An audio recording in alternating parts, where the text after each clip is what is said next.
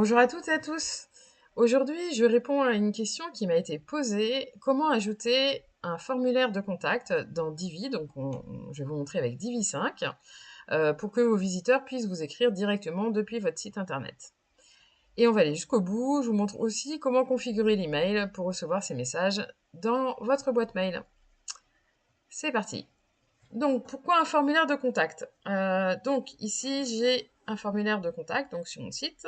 C'est bien plus qu'une simple case à remplir. Pour vous, thérapeute ou indépendante, c'est souvent le premier contact avec un futur client. Il doit être simple, rassurant et surtout fonctionnel. Et la nouvelle, c'est que Divi5 intègre un formulaire de contact directement, donc il n'y a pas besoin d'installer un plugin supplémentaire et donc de choisir quel plugin aussi installer. Donc pour ça, je vais aller dans ma page, là où je veux installer mon formulaire de contact. Donc soit je crée une section, je crée une ligne. Là, j'ai déjà ma ligne avec la carte Google Maps et je veux intégrer mon formulaire de contact sur la gauche. Donc pour ça, je vais aller cliquer sur le plus et je vais taper formulaire. Divi me trouve tout de suite le formulaire, donc ça va beaucoup plus vite, vous voyez, en faisant la recherche. Je clique dessus et il apparaît directement dans ma page. Par défaut, du coup, Divi crée un formulaire avec 3 champs, name, email, message. Voilà, c'est exactement ce qu'il faut pour un premier contact. La deuxième étape, c'est on va personnaliser les champs. Là, on voit que c'est écrit en anglais, donc pour ça, on va venir les mettre en français. Donc déjà, voilà, pour ceux qui n'auraient pas vu d'autres vidéos sur Divi 5, et je vais en faire d'autres, donc la présentation a changé puisque avant, on avait une fenêtre quand on cliquait sur les paramètres pour ouvrir les... Donc sur la roue crantée pour ouvrir les paramètres. On avait une fenêtre qui apparaissait au milieu de notre écran et souvent on était obligé de la déplacer. Alors on pouvait la redimensionner, mais on pouvait la déplacer. Mais souvent on fallait la déplacer un coup à gauche, en haut, à droite. Enfin voilà. Elle nous gênait un petit peu parce qu'elle se mettait sur l'écran. Là, donc avec Divi 5, ils ont épuré la présentation. Et donc, à partir du moment où on ouvre les paramètres, c'est dans la barre latérale à droite. Vous pouvez agrandir la barre. Si cette colonne-là est trop petite, vous trouvez qu'elle est trop petite, vous avez un grand écran, vous pouvez, en allant sur la ligne verticale, augmenter la taille de cette colonne-là. Si vous avez un écran pas très large, je vous conseille de rester sur cette dimension-là pour pouvoir garder un visuel sur votre page. Et donc là, on voit qu'il y a 3 éléments, name, email et message. Donc on va commencer par modifier le name. On va dans texte. Donc là, vous voyez, il y a un petit point bleu. Petit point bleu, en général, c'est qu'il y a une personnalisation, donc il y a déjà quelque chose dedans. Ça vous donne une indication sur où est-ce que vous allez pouvoir modifier le contenu. L'idée du champ, vous le laissez. Ça va permettre à Divi, lui, de vous donner les indications, donc le nom de la personne, dans le mail que vous recevrez. Donc l'idée du champ, vous laissez, mais par contre le titre, vous pouvez personnaliser. Si je voulais mettre nom, prénom, je pourrais l'indiquer. Ou je peux faire 2 champs nom, prénom. Voilà, tout est possible. Hop, je reviens. D'ailleurs, si je voulais dupliquer, par exemple, pour avoir le prénom, je duplique le nom. Voilà. Je viens ici, donc il s'appelle name2. Je viens lui dire que c'est le prénom ici que je veux. Ce que je vais pouvoir vérifier, c'est s'il est en obligatoire ou pas. Donc dans options des champs, ici, je vois que ici c'est un champ requis. Si je n'ai pas besoin que la personne mette son information, par exemple ça peut être un numéro de téléphone, je peux ici retirer le champ requis. Là, pour le nom, le prénom, je vous conseille quand même de le faire, c'est quand même important. L'adresse mail, on va faire pareil, on va cliquer sur le crayon pour venir modifier, et on peut mettre adresse mail ou courriel, suivant ce que vous préférez.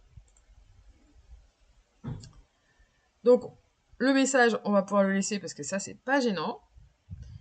Ce que l'on va pouvoir laisser, ce qu'on va pouvoir, je veux dire, personnaliser, c'est donc le message de succès. Donc, par exemple, indiquer merci, votre message est bien parti. Je vous réponds au plus vite. Voilà, par exemple, ça c'est le message de succès, c'est-à-dire que quand les personnes vont cliquer sur le bouton Submit pour l'instant, donc ce sera ce message-là qui apparaîtra. Et justement, le bouton Submit, il est en anglais aussi, mais on peut aussi le personnaliser. Donc je peux mettre envoyer. Alors je pourrais mettre envoyer le message, mais là comme mon formulaire est quand même petit, il est dans une petite colonne, ça va être un petit peu compliqué de mettre l'ensemble, mais par contre je peux mettre envoyer. Ne demandez pas trop d'informations, petite astuce, à vos visiteurs, nom, email, message, voilà, ça suffit en général pour un formulaire de contact. Plus vous allez en demander, plus ça va freiner les personnes pour vous l'envoyer. L'email ensuite, donc dans l'email, ça c'est pour configurer l'email de réception.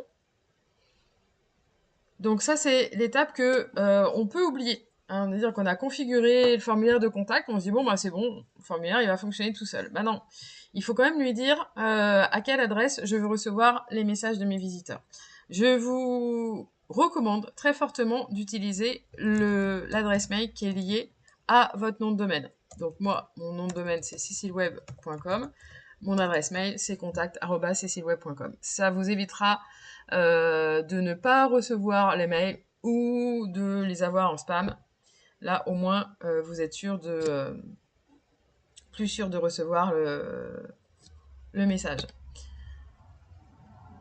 Le modèle de message, ça, on n'en a pas besoin. La redirection non plus.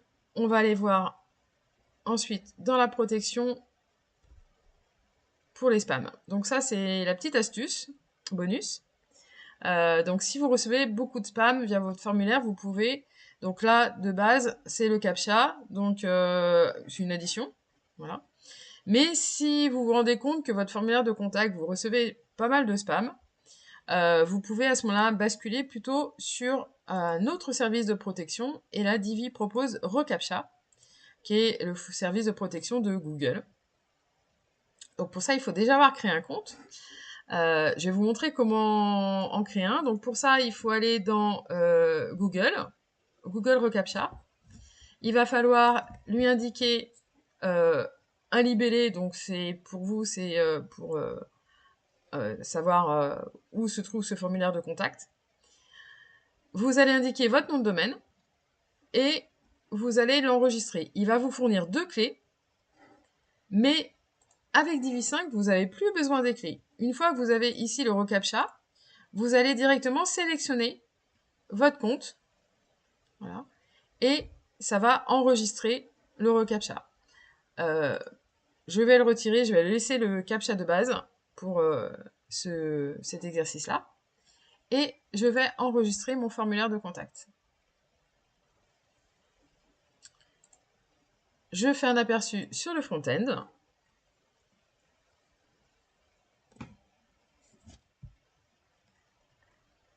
Je descends. J'ai mon formulaire de contact.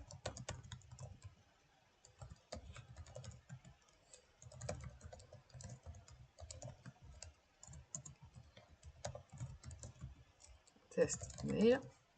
Là, je fais ma petite addition. Vous occupez pas de la petite clé. Ça n'a rien à voir avec le site. Et vous faites envoyer. Voilà. Et vous voyez le message que l'on a mis tout à l'heure. Merci, votre message est bien parti, je vous réponds plus vite. Voilà, ça indique que le message est bien parti et donc ça a bien fonctionné. Donc voilà, votre formulaire de contact est en place, c'est opérationnel. Vos visiteurs peuvent maintenant vous écrire directement depuis votre site et vous recevez leur message dans votre boîte mail. C'est une étape essentielle pour transformer donc un visiteur en un futur client. Voilà, et si cette vidéo vous a aidé, n'hésitez pas à laisser un pouce et à vous abonner pour ne pas rater les prochains tutos Divi5. Je le disais dans la précédente vidéo, je vais refaire pas mal de vidéos tutos pour Divi5.